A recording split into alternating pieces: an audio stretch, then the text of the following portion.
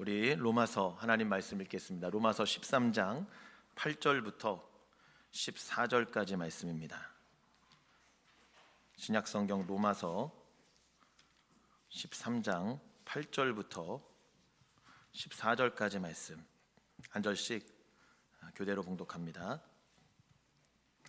피차 사랑의 빚 외에는 아무에게든지 아무 빚도 지지 말라. 남을 사랑하는 자는 율법을 다 이루었느니라. 간음하지 말라, 살인하지 말라, 도둑질하지 말라, 탐내지 말라 한 것과 그 외에 다른 계명이 있을지라도 네 이웃을 네 자신과 같이 사랑하라 하신 그 말씀 가운데 다 들었느니라. 사랑은 이웃에게 악을 행하지 아니하나니 그러므로 사랑은 율법의 완성이니라. 또한 너희가 이 시기를 알거니와 자다가 깰 때가 벌써 되었으니 이는 이제 우리의 구원이 처음 믿을 때보다 가까웠음이라. 밤이 깊고 낮이 가까웠으니 그러므로 우리가 어둠의 일을 벗고 빛의 갑옷을 입자.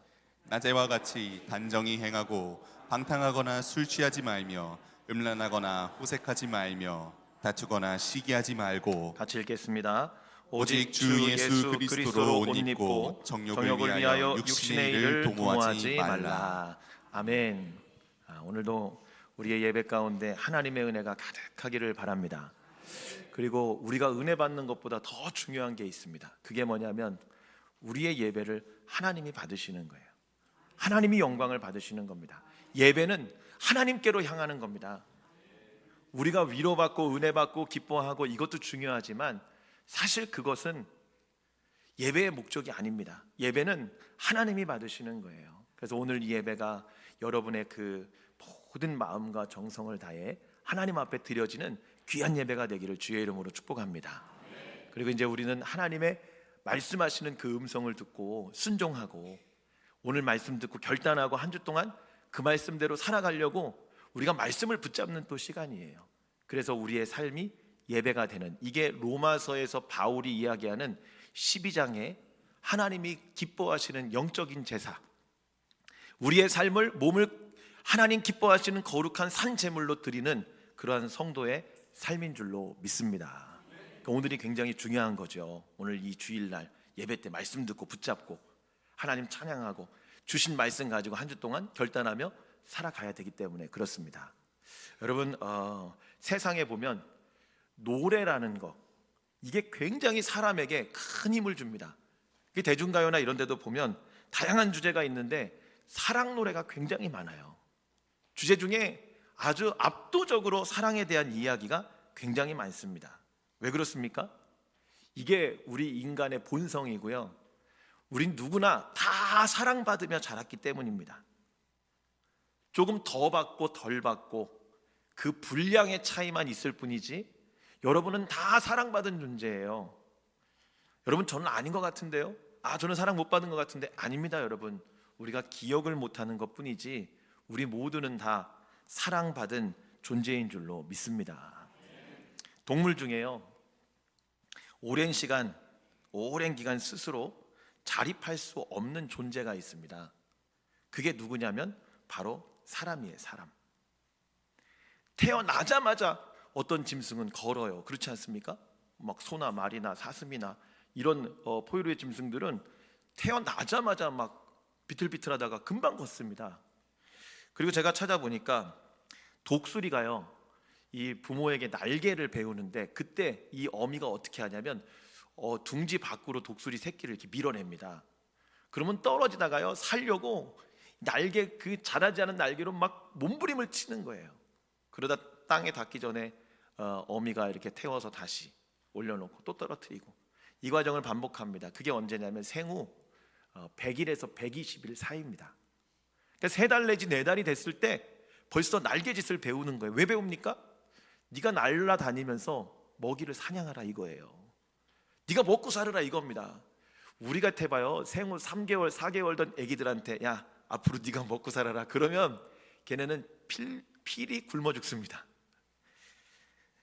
사람은 혼자서 먹기까지, 다른 사람과 대화로 소통하기까지, 어떤 제대로 된 판단을 하기까지 참 오랜 시간이 걸립니다.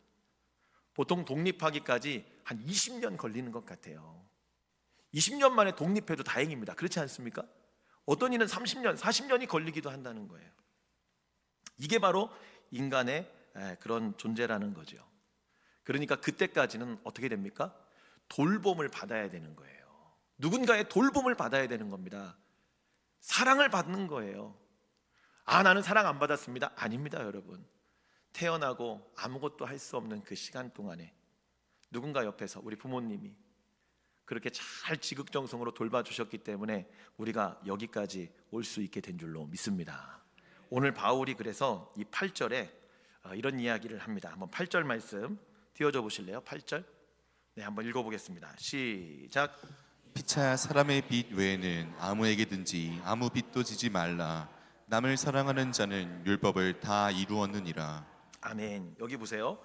로마서를 지금 쭉 13장까지 달려오는데 어떤 내용이었냐면 8장까지는 바울이 한 번도 가서 복음 전하지 못한 이 로마에 많은 예수 믿는 사람들에게 구원론에 대해서 아주 구체적이고 체계적이고 기가 막히게 이렇게 설명을 합니다. 너희가 왜 구원받았는지, 어떻게 구원받았는지, 예수 그리스도를 통해 어떤 은혜를 받았는지를 쭉 설명해요. 그리고 나서 이제 그 다음부터는 그럼 구원받았으면 그걸로 끝? 그게 아니고 구원받았으니까 이제 너희들은 어떻게 살아야 된다라는 이야기를 쭉 합니다. 그러다가 12장에 와가지고 뭐라고 얘기하냐? 너희 몸을 하나님이 기뻐하시는 산제물로 드려라.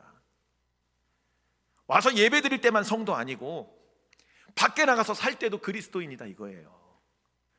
그러니까 우리의 삶을 성도의 삶으로 살아야 되는데 두 가지를 언급합니다. 첫 번째, 교회 안에서 몸과 지체로 여기라. 그러니까 교회는 몸이고 우리 각 성도들은 지체인 거예요. 그러니까 다양한 모습이 있어요. 서로 인정해주고, 누군가가 아파하면 같이 아파하고, 잘 되면 함께 즐거워하고, 이게 교회 안에서의 성도의 삶이라는 거죠.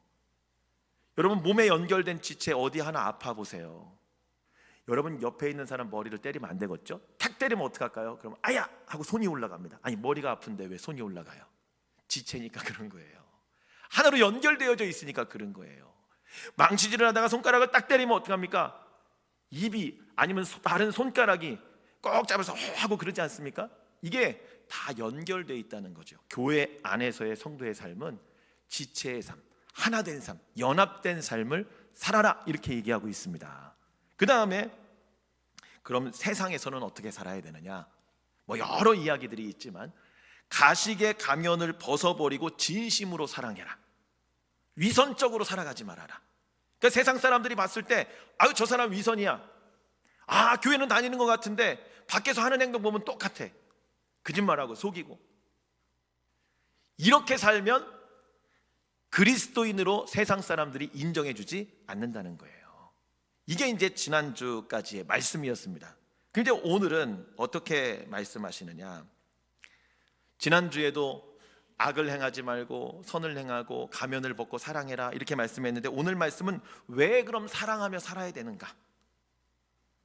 왜 내가 그 힘든 사랑을 하며 살아야 되는가? 이걸 지금 하나님이 우리 가운데 말씀하고 계시다는 거죠. 아까 8절 말씀 잠깐 읽었잖아요. 뭐라고 했느냐? 사랑의 빚 외에는 아무에게든지 아무 빚도 지지 말라 이렇게 얘기합니다. 그러니까 이게 부정이 두 번 나온 거예요, 여러분. 그러니까 사랑의 빚 외에는 아무 빚도 지지 말라 이렇게 부정 두 번이 나오면 이중부정이라고 합니다. 이건 강한 긍정을 이야기하는 거예요. 그러니까 사랑의 빚을 져라 그거예요. 사랑의 빚을 지며 살아라 그 얘기입니다. 다른 말로 표현하면 빚을 안 지고 살아갈 수는 없는 존재니까 그 빚을 진 존재로 살되 그 빚을 갚으며 살으라는 거죠. 여러분 보세요. 하나님이 우리에게 태양도 주시고 공기도 주시고 물도 주시고 살아갈 수 있는 모든 환경을 주십니다. 이거는 공동의 은혜라고 합니다. 누구에게나 주신 보편적인 은혜입니다. 다 누리며 사는 거예요. 예수 믿는 사람도 누리고 예수 안 믿는 사람도 누리고 다 공기 마시고 햇빛 쬐고 이러며 사는 거예요. 이거 없이 살 수 있습니까? 못 삽니다, 여러분. 공기 없이 살 수 있습니까? 못 삽니다. 태양 없이 살 수 있습니까? 절대 못 삽니다. 하나님이 주신 이 은혜가요, 우리 가운데 항상 내리쬐고 있는 거죠. 그 은혜를 우리가 받으며 살아가는 거예요. 또 여기에 보면은 그 뒷부분에 남을 사랑하는 자는 율법을 다 이루었느니라 이렇게 얘기합니다. 사랑이 율법의 완성이다 이렇게 표현하십니다. 그러니까 하나님의 모든 율법이 사랑 안에 다 들어있다는 거예요. 여러분 10계명 보세요. 1계명부터 4계명까지 하나님 사랑하는 방법, 5계명부터 10계명까지 사람, 이웃에 대한 사랑의 방법이 쭉 설명되어 있잖아요. 이걸 하나로 딱 표현하면 사랑이라는 단어입니다. 우리를 창조하신 하나님이 왜 우리를 창조하셨는가? 여러분 생각해 보면은요, 사실 창조주에게 피조물은 아무것도 아닌 거예요. 그러지 않습니까? 여러분들 뭐 이렇게 예를 들어서 찰흙 공예 시간에 찰흙으로 막 만들다가 머리가 너무 큰 것 같아, 다리가 너무 짧은 것 같아. 그럼 어떡합니까? 쪄요, 그죠? 그리고 다시 막 조물락 해가지고 어떻게 해요? 길게 만들어요, 작게 만들어요. 머리는 다시 만들면 되는 거예요. 피조물이란 그런 존재인 겁니다. 그런데 하나님이 우리를 예수 그리스도를 통해 죄악 가운데 형벌을 받아야 되는 이 존재가 너무 안타까워서 우리를 구원의 자녀로 다시 삼아주신 그 동기는 무엇이냐? 여러분, 사랑으로 밖에는 설명이 안 되는 줄로 믿습니다. 우리를 사랑했기 때문이에요. 피조물 아무것도 아니에요. 그냥 버리면 끝나는 거예요. 깨트리고 지우고 다시 만들면 되는 겁니다. 여러분, 우리가 막 엄청 대단한 존재인 것 같잖아요. 근데 우리도 피조물이거든요. 우리도 지음받은 존재거든요, 하나님 앞에서는.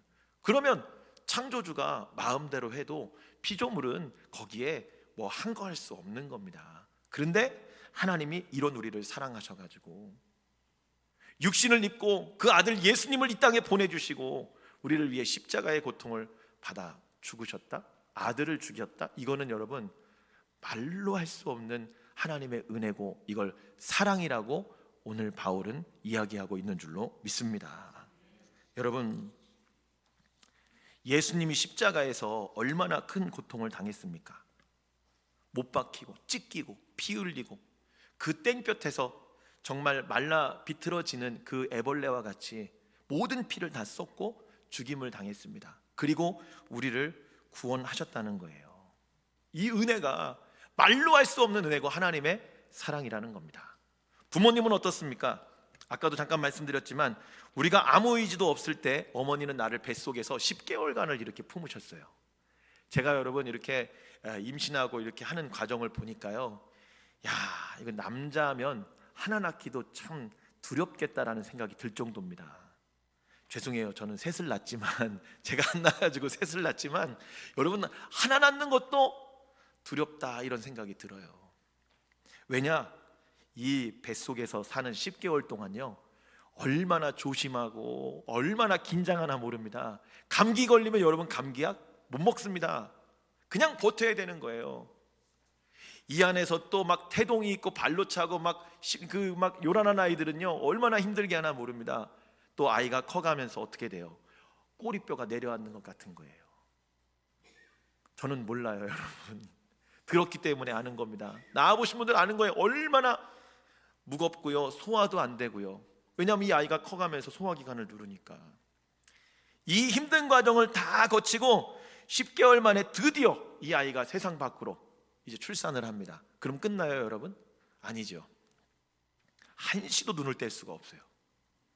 제가 아이들을 키워보니까 한시도 눈을 뗄 수가 없어요. 자다가도요 이렇게 엎어지잖아요. 뒤집기 시작하면 엎어지잖아요. 그러면 이 아이들이 고개를 이렇게 듭니다. 근데 고개 들 힘이 없어갖고 푹 가라앉으면 베개에 코와 입을 박고 위험한 상황이 될 수가 있는 거예요. 그러니까 돌려줘야 되는 겁니다. 그 옆에다가 못 돌아가게 뭐 수건이나 이런 걸 또 이렇게 받쳐서 껴줘요. 한시도 눈을 떼지 않고 바라봅니다. 똥오줌 다 봤습니다.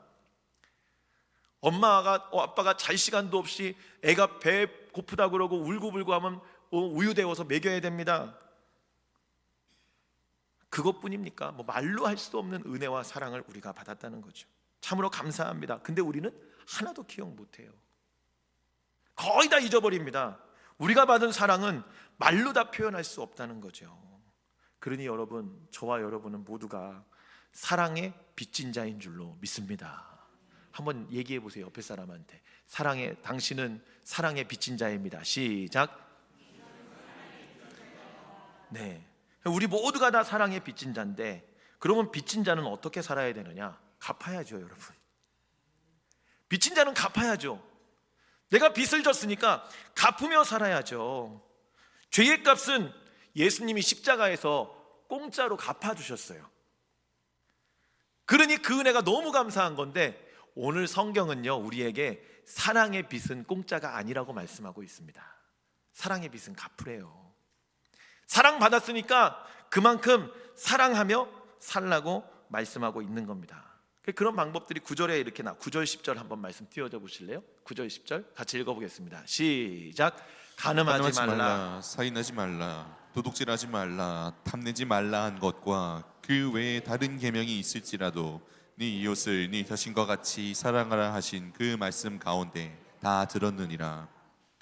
사랑은 이웃에게 악을 행하지 아니하나니 그러므로 사랑은 율법의 완성이니라. 아멘. 여기 나와 있는 이 말씀들이 계명이잖아요. 계명 10계명 중에 나와 있는 말씀들이잖아요. 그런데 다른 계명, 다른 모든 것들, 어떤 계명들이 있어도 사랑하라, 내 이웃을 내 자신같이 사랑하라, 요 한마디에 다 포함이 된다는 거예요. 사랑은 이웃에게 악을 행하지 않는다. 그러므로 사랑은 율법의 완성이다. 이렇게 말씀하고 있습니다. 율법은 10계명이죠. 10계명의 핵심은 그래 사랑입니다. 하나님을 사랑하고 이웃을 사랑하는 것. 제가 이 말씀을 이렇게 묵상하는데요, 바울이 왜 갑자기 사랑에 대해서 이렇게 로마서에 이야기를 하지? 고린도전서에는 은사에 대해서 얘기하면서 13장 사랑장이고 막 그 사랑은 언제나 오래 참고 여러분 잘 아시는 그 내용이 쭉 나오잖아요. 근데 로마서에서는 뜬금없이 갑자기 이 구원에 대해서 얘기하다가 사랑에 대해서 언급을 해요. 이 말씀을 이렇게 몇 번씩 읽어보는데요, 그 생각이 문득 나는 거예요. 로마 교회 안에 이 사랑의 모습과 반대되는 모습이 있었구나. 그리고 들여다보니까요, 신분의 차이가 보이는 겁니다. 혈통의 차이가 보이는 겁니다. 이 로마의 황제가 유대인들을 다 쫓아냈습니다. 그랬다가 나중에 다시 다 돌아오거든요. 돌아오고 나니까 교회 안에 그 이방인 그리스도인들과 유대인 그리스도인들이 같이 섞여 있는 거예요. 한쪽만 있을 때는 큰 문제가 없는데요, 섞이니까 문제가 됩니다. 왜냐? 유대인들의 그런 오랜 전통, 음식 문제, 정결 문제, 이런 것들이 막 여러분 서로 갈라지고 다투고 싸우게 되는 거예요. 거기에다가 이 로마 지역은요, 이 고위 그런 직위를 가진 사람들도 많았지만 노예들도 굉장히 많았습니다. 그러니까 교회 안에 주인과 노예가 같이 오는 거예요. 그러면 여러분 관계가 좋으면 다행인데 관계가 안 좋으면 어떻게 되겠습니까? 와서 무지하게 불편한 거죠. 미워하는 겁니다. 싫어하는 겁니다. 같이 밥도 안 먹는 거예요. 기독교는 여러분 밥상 공동체예요. 성찬식을 하면서 같이 떡을 떼고 나눠 먹어요.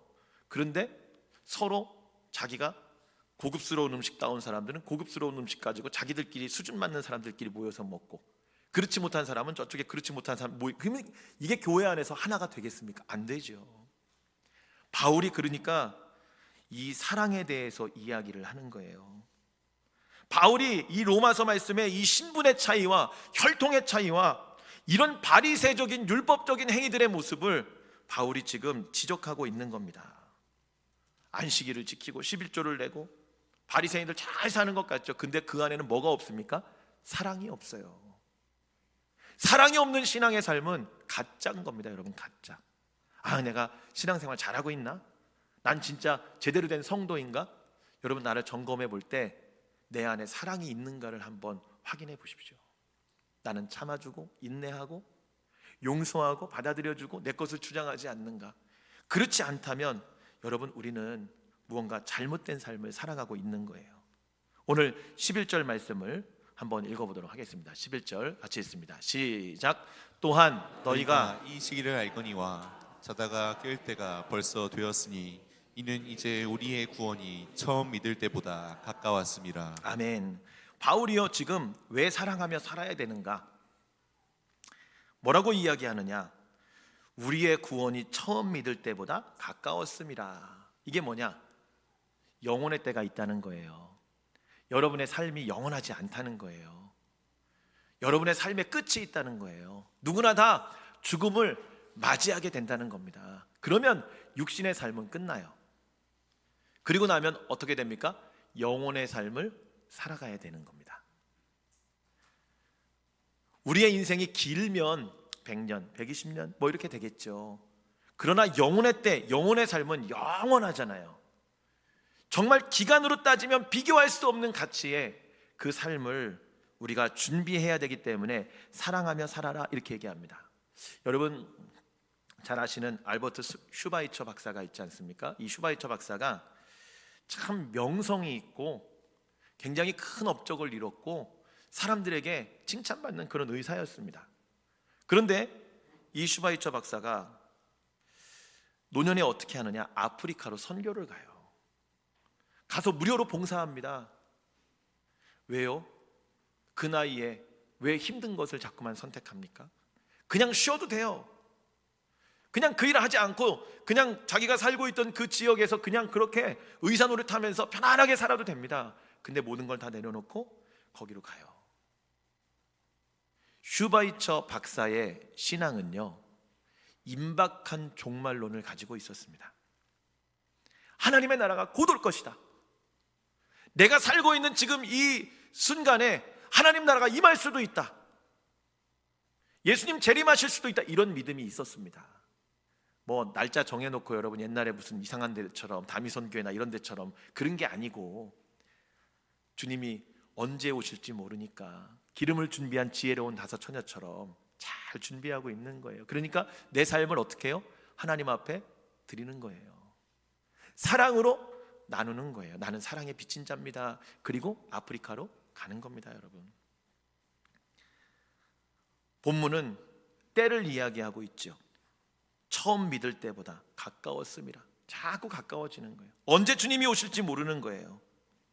우리의 죽을 날이 점점 가까워오고 있다는 거죠. 그러니까 우리가 어떻게 살아야 됩니까? 오늘 바울은 12절부터 14절까지의 말씀을 통해 그 영혼의 때를 준비하는 성도가 어떻게 살아야 되는가를 이야기하고 있습니다. 한번 마지막으로 읽어볼게요. 마지막 12절부터 14절까지 같이 읽습니다. 시작. 밤이 깊고 낮이 가까웠으니 그러므로 우리가 어둠의 일을 벗고 빛의 갑옷을 입자. 낮에와 같이 단정히 행하고 방탕하거나 술 취하지 말며 음란하거나 호색하지 말며 다투거나 시기하지 말고 오직 주 예수 그리스도로 옷 입고 정욕을 위하여 육신의 일을 도모하지 말라. 아멘. 여러분 여기 보면 우리가 어둠의 일을 벗고 빛의 갑옷을 입자 이렇게 얘기합니다. 밤에는 잠옷 입죠, 여러분. 교회 올 때 잠옷 입고 오시는 분 없을 거예요. 그렇지 않습니까? 이 옷이라는 것은 사람의 정체성을 나타내 주기도 합니다. 의사는 뭐 입습니까? 의사 가운 입잖아요. 판사는 뭐 입습니까? 판사복 입잖아요. 군인은 뭐 입습니까? 군복 입잖아요. 그럼 성도는 뭐 입습니까? 오늘 본문에 의하면 예수 그리스도로 옷 입어라 이렇게 얘기하고 있습니다. 제가 가만히 이제 이 말씀을 하면서 나도 결단하며 살아야 되니까 나는 어떤 사랑을 할 수 있을까? 좀 내가 참아줘야 되는, 품어줘야 되는, 용서해야 되는 그런 대상은 누구인가? 여러분 가만히 생각하는데요, 가까운 사람이 제일 힘든 것 같아요. 그렇지 않습니까? 여러분 원수와 왼수의 차이를 제가 말씀드렸잖아요. 원수는요 안 봐도 돼요. 근데 왼수는요 꼭 봐야 돼요. 아이고 저 왼수, 그건 꼭 봐야 돼요. 근데 원수는 안 봐도 됩니다. 근데 우리 주변에 가끔 왼수들이 있잖아요. 근데 여러분 노력하고 또 노력하고 말씀을 준비하면서도 내가 어떤 거를 준비하고 어떤 걸 노력해야 될까? 여러분 이렇게 적어봤습니다. 그런데요 너무 힘들어. 너무 어려워요. 내 기질은 그렇지 않은데, 내 성격은 그렇지 않은데 이걸 내가 참아내려니까 너무 힘들어요. 여러분은 안 그러시죠? 여러분은 인격적이고 너무 온순하고 온유하고 그래서 마음에 평화가 있고 그래서 잘 참으시고 그러잖아요. 근데 저는 그렇지 않더라고요. 그리고 나서 오늘 말씀을 읽는데 하나님이 저에게 그러시는 거예요. 너 수도승처럼 가서 내 힘으로 이렇게 해야지. 내가 가진 어떤 노력으로 이렇게 해야지. 그렇게 생각하지 말고 예수 그리스도로 옷 입어라, 이렇게 말씀하시는 것 같아요. 여러분, 기독교 신앙은요, 내 힘으로가 아닙니다. 내가 노력하고 내가 절제하고 내가 감정 다스리고 내가 분별하고, 그런데 잘 안 돼요. 맨날 실패해요. 그 이유가 무엇입니까? 내 노력보다 하나님의 은혜가 선행되어야 되기 때문입니다. 여러분, 하나님을 만나야 돼요. 뜨겁게 만나야 돼요. 하나님을 만나는 그 체험이 저와 여러분 가운데 간증이 있어야 되는 겁니다. 성령의 충만함이 있어야 된다는 얘기예요. 근데 이게 이해가 안 되시는 분은, 경험해 보지 못한 분은 이해가 잘 안 될 겁니다. 하나님의 은혜, 하나님을 만난 체험, 성령 충만한 체험을 하지 못한 그런 성도님들은 이게 잘 이해가 안 될 거예요. 그러니까 내 어떤 것을 고치려고 노력하는 것보다요, 내가 하나님을 만나고 성령 충만하려고 하는 게 훨씬 더 좋은 방법이에요. 내 노력으로 맨날 막 뼈를 깎으며, 물론 의지와 결단이 강한 사람은 어느 정도 되겠지요. 그러나 제 유혹이 여러분 가운데 날마다 다가옵니다. 계속해서 공격해 옵니다. 그 공격을 우리가, 사단의 유혹을 무슨 수로 어떻게 다 이겨내겠냐고요. 중요한 것은 내 안에 그것들이, 죄의 모습들이 분별되기 시작하고 싫어지기 시작하고, 내가 그렇게 행동하는 모습이 올바르게 분별돼서 이렇게 살지 말아야지, 하나님이 그런 마음을 주시면 끊어지는 겁니다. 죄는 그런 거예요. 여러분, 담배 끊는 게 쉽습니까? 어려워요. 근데 하나님이 담배 연기도 맡기 싫게 만들어 주시면 끊는 게 쉽습니다. 죄도 마찬가지예요. 내가 막 죄를 끊어봐야지, 하지 말아야지 안 됩니다, 여러분. 그럼 그때 어떻게 하느냐? 하나님 앞에 더 가까이 나오세요. 기도하십시오, 여러분. 말씀을 읽으세요. 성령 충만하려고 노력하세요. 그게 뭔지 모르면 그냥 예배로 많이 자주 나오시고, 여러분, 기도 가운데 하나님 앞에 많이 나오세요. 그러려면 교회 가까이 좀 오세요, 여러분. 교회 가까이 이사 오세요. 혹시 여러분 이사할 일이 있으면 교회 가까이 오세요. 아멘 했어요, 권사님. 녹음됐어요 지금. 홍은승 권사님 아멘 했습니다. 윤석근 권사님 째려보지 마세요. 자. 여러분, 왜 가까이 오라고 말씀드리냐? 그래야 와서 기도하고 성령 충만하게 나를 만들고, 그리고 하나님 앞에 죄를 이기며 예수 그리스도로 옷을 입죠. 그러면 우리의 정체성이 딱 드러나기 때문에 죄가요 다가오지 못하는 거예요. 여러분, 하나님 말씀대로 사랑하며 살기 위해 여러분 아무 노력도 안 하고 계십니까? 아예 그냥 아무 생각도 없는 분도 계십니까? 아니면 내 힘으로 어떻게 해보려고 좋은 책도 읽고 다짐도 해보고 인내하고 참으려고 좋은 말, 웃는 얼굴, 이런 거 연습도 해보고 그런 얼굴 만들며 살려고 노력하고 있습니까? 바울은 그런 것도 좋지만 오직 주 예수 그리스도로 옷 입으라, 이렇게 말씀하고 계십니다. 여러분, 예수 그리스도로 옷 입으세요. 하나님의 은혜가 내 안에 늘 살아있도록, 예배 딱 끝나면 기름 다 떨어져 가지고 밖에 나가서 덜덜덜덜 이렇게 하지 말고 충만히 채우고, 또 부족한 것 같으면 와서 또 기도해서 채우고, 말씀 읽으면서 채우고, 하나님 은혜로 채우고, 그렇게 하나님 앞에 가까이 나아가서 예수 그리스도로 옷 입으면, 그러면 사랑하며 살 수 있는 성도가 되는 줄로 믿습니다. 오늘 말씀처럼 이번 한 주간 예수 그리스도로 옷 입기 위해 여러분 노력하십시오. 예배 때 최선을 다해 나오세요. 기도할 수 있는 시간을 가지세요. 하나님 앞에 나와서 여러분 개인 기도하고 엎드리고 그렇게 예배 드리세요. 그리고 나를 성령으로 채워갈 때 우리가 그리스도로 옷 입은 사랑의 사람이 될 줄로 믿습니다. 사랑의 빚진 자의 삶을 잘 살아갈 수 있는 한 주가 되기를 주의 이름으로 축복합니다. 기도하겠습니다. 오늘 주신 말씀을 우리가 생각하면서, 하나님, 맞습니다. 나는 사랑의 빚진 자입니다. 하나님께도 예수님께도 부모님께도 세상의 많은 사람들에게 얼마나 많은 사랑을 받으며 지금까지 자라왔는지 모릅니다. 이제는 사랑의 빚진 자로 그 사랑을 갚으라고 주님이 말씀하고 계십니다. 주님, 우리 힘으로 얼마나 많이 갚을 수 있습니까? 그 사랑의 이자라도 감당할 수 있습니까? 우리가 주 예수 그리스도로 옷 입지 않으면, 하나님이 주시는 은혜로 채워가지 않으면 사랑의 빚진 자의 삶을 살 수 없습니다. 이번 한 주간도 하나님, 주님과 가까이 하고 하나님 만나기 위해 간절히 사모하고 주의 말씀과 가까이 하고 기도하며 하나님 사랑하는 삶을 살아가는 우리들 되게 하여 주옵소서. 우리 말씀 붙잡고 다 같이 합심해서 잠시 기도하며 나아가도록 하겠습니다. 아버지 하나님, 감사합니다. 오늘도 하나님 앞에 나와왔습니다. 주의 말씀을 듣습니다. 사랑의 빚진 자라고, 우리 모두가 다 하나님의 사랑에 빚진 자고, 부모님의 사랑에 빚진 자고, 예수님의 사랑에 빚진 자고, 사랑에 빚지며 살아가고 있는 사람이라고 우리 가운데 말씀하고 계십니다. 우리의 힘으로 빚진 자의 삶을 온전히 감당할 수 없음을 고백합니다. 예수 그리스도로 옷 입게 하여 주옵소서. 기도하며 살게 하여 주옵소서. 하나님 앞에 가까이 예배하며 살게 하여 주옵소서.